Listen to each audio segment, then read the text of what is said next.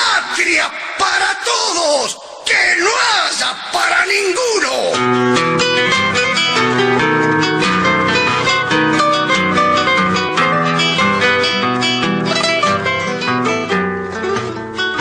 Bien, como veníamos hablando del punto fijismo y todas estas cosas, de la COPRE, de lo que significa oligarquía, de lo que significa socialismo, comunismo, capitalismo, neoliberalismo. Hoy, en este momento, vamos a comenzar a hablar sobre lo que es esta secta llamada satánica en su época, que llamaron Tradición, Familia y Propiedad, que fue un grupo de jóvenes que se concentraron en una quinta en el Country Club, que fue descubierta casualmente por un familiar mío, un tío mío, en esa época defensor de los derechos humanos. Eso fue en los años 80, ¿verdad? Era una quinta que el señor Peña Esclusa era donde era el maestro, y los alumnos eran gente como Capriles, Leopoldo, María Corina y toda esta gente. Valdría la pena recordar entonces el video aquel donde en el programa Puerta Cerrada de RCTV, que dirigía a Marieta Santana, los adolescentes Capriles y Leopoldo aparecieron vestidos a la usanza del temible Ku Klux Klan estadounidense. Era una batola, una capucha puntiaguda, blanca, adorando a Hitler y ensalzando las bondades de limpieza social, de una cosa horrible que se llamó Tradición, Familia y Propiedad. Entonces, el frente de aquella horrorosa idea de clasista, racista, además de algunos endemoniados extranjeros, estaba el siniestro Alejandro Peña Esclusa, como dijimos, líder opositor, actualmente venezolano, quien llegó una vez a confesar que el Estado Miranda se le podía asfaltar completo moliendo a los negros de Barlovento, tal como lo había dicho Joseph Haydn, líder ultraconservador y neonazi austríaco, con respecto a África. Tradición, Familia y Propiedad funcionaba en el este de Caracas y pregonaba acabar con la plaga maldita de la contaminación social, por lo que había que lidiar con andrajosos, había que liquidarlos, con los andrajosos, los indigentes, los buhoneros, los negros, los indios, los mendigos, las prostitutas y los homosexuales, para esa fecha. Tanto fue el daño que causó Tradición, Familia y Propiedad en la mente de muchos jovencitos blancos y rozagantes de la capital, con ese lavado de cerebro, que el gobierno de Luis Herrera Campins, del 79 al 84, se vio obligado a proscribirla, ya que incluso planificaban el asesinato del Papa que visitaría Venezuela. Por eso se le llamó la secta satánica, porque una de sus ideas era asesinar al Papa. Entonces de allí los santurrones extranjeros y exquisitos de Peña Esclusa dejaron el pelero. A este presidente lo execraron de los medios de comunicación hasta hoy, a años de su muerte, por esto y haber decretado las medidas antimercantilistas que tocaban intereses económicos y mediáticos, como la eliminación de la publicidad de tabaco y alcohol por medios de comunicación, y el 1 por 1 musical para contrarrestar la transculturización imperante en esa época. Cabe también destacar que él tomó ciertas otras medidas a raíz de la crisis que hubo en ese momento, que llevaron a que la sociedad oligárquica y empresarial creara una crisis igualita, idéntica a la que estamos pasando hoy en día con la parte de los alimentos, la escasez, el desabastecimiento, la especulación, la inflación, todo esto. Uno lo ve y es una copia fiel y exacta de lo que hicieron en aquella época, pero con una arremetida mucho más fuerte, porque en aquella época había 80%, 85% de pobreza. Hoy en día eso se superó, pero entonces quieren revertir todos los logros llegados.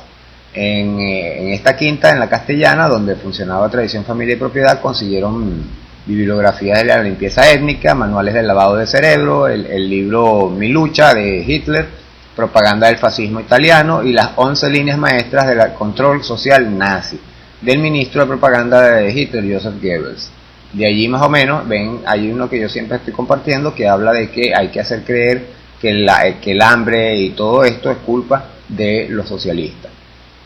Renace en la organización Jabú, hoy en día, cuya figura más conocida es Julio César Rivas Castillo, quien acaba de ser, fue detenido hace no mucho. Jabú viene dolarizada por las mismas organizaciones mafiosas estadounidenses, la NED, la USAID, la NDI, CIPE, IRI, etc., que financiaron las llamadas revoluciones de colores. en Europa del Este. Hicieron desguace con el gobierno con el gobierno de la cortina soviética, la cortina de hierro, lo que llamaban, y en ese momento era necesario destapar el fondo a este problema, y hoy en día que es necesario todavía que se sistematice todo un trabajo de información masiva, incluso por televisión, como se hizo con el foro de PDVSA, por dentro, y el cual le abrió los ojos a medio mundo acerca de lo que ocurría en la industria a puertas adentro. Estos son archivos de Caracas que se consiguen el 5 de agosto de 2004, que escribió Ernesto J. Navarro. El día 13 de noviembre del 84, mientras el país entero seguía paso a paso la visita pastoral de su santidad Juan Pablo II realizada a Venezuela, los órganos de inteligencia del Estado venezolano, tras una ardua tarea de seguimiento, llevaban a cabo un operativo de allanamiento a una residencia ubicada en el este de Caracas. Eran las 3 de la tarde. 6 vehículos sin identificación alguna se detuvieron frente a la entrada de la casa. Una reja de 3 metros de altura con un extraño león hecho de hierro forjado hacia de esta entrada de la residencia. Le abrieron a la fuerza e ingresaron los vehículos, por los cuales descendieron 30 hombres armados. Al traspasar el umbral entonces de esta puerta, se realizó una especie de rito religioso a unos 20 jóvenes y 3 adultos. Sobre un escalón estaba parado el aparente guía de los muchachos, identificado por los miembros del escuadrón como Alejandro Peña Esclusa, hoy líder de la fracción opositora venezolana denominada Bloque Democrático. Por varios meses la policía política de Venezuela seguía la pista a una serie de denuncias formuladas por familias pudientes de Caracas, que procuraban conocer en qué estaban metidos sus hijos, algunos de los cuales hacían 9 años que no veían. También hay informaciones provenientes de cuerpos de inteligencia del extranjero encargados de la seguridad del Papa Juan Pablo II. Al ingresar a la cámara central de la amplia residencia, rodeada de árboles frondosos y palmeras gigantes, los miembros del grupo élite detuvieron a quienes luego el país conocería como los integrantes de la secta Tradición, Familia y Propiedad, que planificaban un atentado contra el sumo pontífice en suelo venezolano. Recordemos que Tradición, Familia y Propiedad es una secta fundada por Plinio Correa de Oliveira en Brasil, en Sao Paulo. Ellos se definen como una asociación laica pseudo-religiosa, paramilitar, tanto por la parafernalia de sus desfiles, de la práctica asidua de artes marciales, como por su relación con los neonazis europeos, y connotada cismática. Su nombre original es Sociedade Brasileira de Defensa de Tradición, Familia y Propiedad. En España se conoce bajo diversos nombres: TFP Covadonga, SOS Familia, qué casualidad, SOS Familia, que suena a SOS Venezuela, Asociación Cultural Salvadme Reina de Fátima, Centro Cultural Reconquista, Caballeros de la Virgen del Nuevo Milenio, etcétera, etcétera. Para el 90, Tradición, Familia y Propiedad se lleva presente en 22 naciones. Imagínense ustedes. En la acción de acá estuvo implicado uno de los miembros del entorno del presidente norteamericano, de nombre Lyndon LaRoche, considerado un terrorista de extrema derecha y mentor ideológico del TFP, Tradición, Familia y Propiedad, en Estados Unidos. LaRoche fue acusado de conspiración y encarcelado entre el 89 y el 94, un año después del frustrado atentado contra Juan Pablo II. En 1985, Alejandro Peña Esclusa, en cabeza visible del Bloque Democrático y aliado de los militares del Four Seasons, funda el Partido Laboral Venezolano, y desde entonces se convierte en el albacea de Lyndon LaRoche. Al ultraderechista antisemita, anticubano y agente de la CIA, según Domingo Alberto Rangel, Alejandro Peña Esclusa viene profetizando sobre una guerra civil en Venezuela desde el 98, y por ello no deja de participar en manifestaciones violentas, saboteos o contragolpes contra Chávez, ahora contra Maduro. Es el vocero en Venezuela del movimiento antisemita Xenofobia contra los Judíos, mediante el órgano Solidaridad Iberoamericana, Desobediencia Civil, Bueno,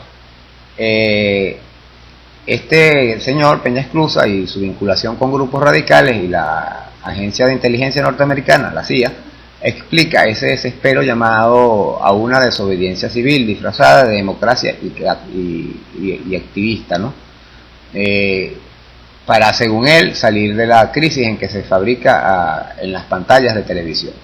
Al bloque democrático, del cual Peña Esclusa es el cerebro, poco le importa la recolección de firmas y mucho menos considerar viable la vía del referendo. Su agenda es clara, aunque el escenario del magnicidio no deja de rondar los predios atormentados de este grupo de choque de la coordinadora opositora. Todos a la calle. Peña Esclusa hay que inmolarse. ¿Quién? ¿Él? ¿O los que decidan seguirlo a las aventuras que promueve y en las cuales jamás aparece, como pasó en 2002 con los muertos que hubo en Miraflores en Puente Llaguno? Todos estos pseudolíderes del oposicionismo, como Capriles, María Corina, siempre llaman a hacer acto de presencia, pero a la último momentico casualmente nunca están. Esto es interesante que lo vean. Entonces, bueno, de allí pasamos a lo que pasó en el 85, que fue la Comisión para la Reforma del Estado, llamada COPRE, que hemos hablado un par de veces, que es uno de los intentos, según ellos, más serios para reformar el Estado venezolano, representado pues por los hijos de las familias pudientes. La COPRE decide emprender reformas a veces que a veces conducen a la violencia. Esta comisión, representando al mismo Estado venezolano, motorizando un intento de reforma de sus instituciones sin ningún tipo de trauma en el periodo 85-94, como estábamos hablando, dicen ellos, claro, ¿no? Pero casualmente el periodo insurgente del Caracazo y los allanamientos militares del 4F y 11 de noviembre, además de las masacres de Cantauro y Yumare.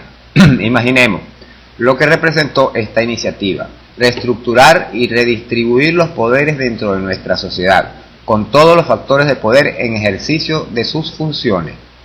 Todos los factores de poder, comenzando por el económico.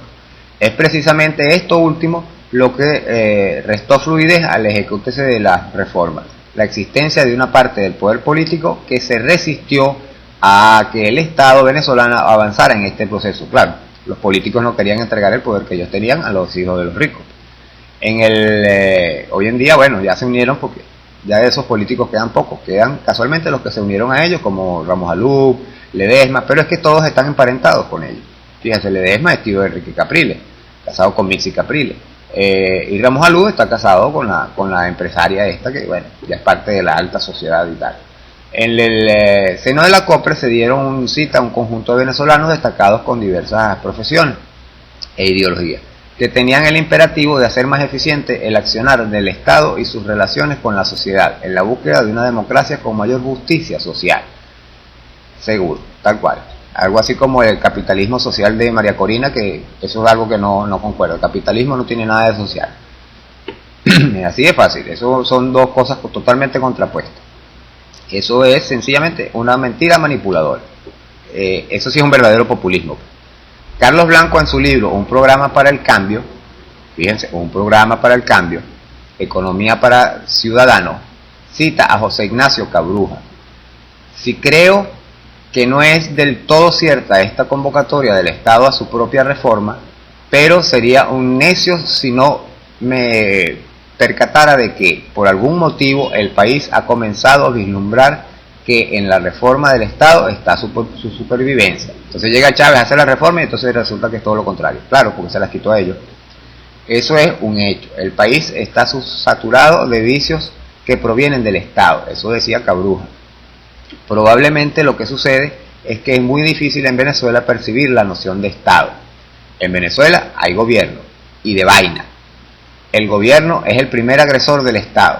Para muchos economistas, la reforma del Estado se vinculó entonces con los vaivenes del ingreso petrolero, debido a que en aquellos periodos en los cuales el país tuvo ingresos modestos, también detentó un Estado que se ocupaba de atender áreas inherentes a él, mientras que cuando los ingresos petroleros abundaban, apareció un Estado que ejerció funciones inherentes a la actividad privada, nunca para la sociedad, nunca para el pobre.